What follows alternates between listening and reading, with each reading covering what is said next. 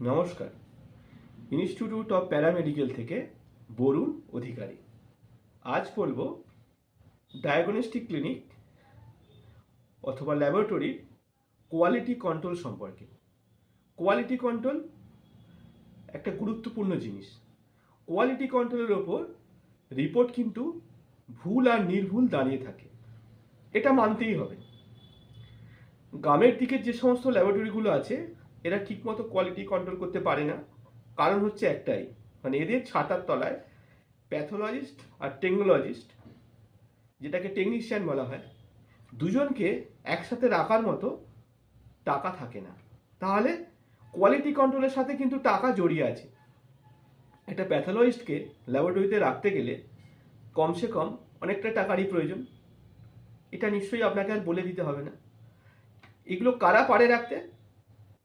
যারা quality control এখনো 100% করে, যেমন ত্রিবেদিয়ান রায়, সুবীর দত্ত।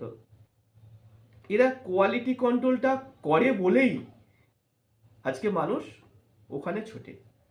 এর কারণ কিন্তু একটাই, যেহেতু প্যাথোলজিস্ট ল্যাবরেটরির মধ্যে থাকলে এবং সেখানে যদি টেকনিশিয়ান আর প্যাথোলজিস্ট একসাথে থাকে, একটা রিপোর্ট যখন মেশিন থেকে বেরিয়ে আসে, সেই রিপোর্টটা কতটা নিখুঁত হলো আর কতটা অথেন্টিক হলো অটোমেটিকভাবেই প্যাথোলজিস্টও বুঝতে পারে আর টেকনিশিয়ানও বুঝতে পারে।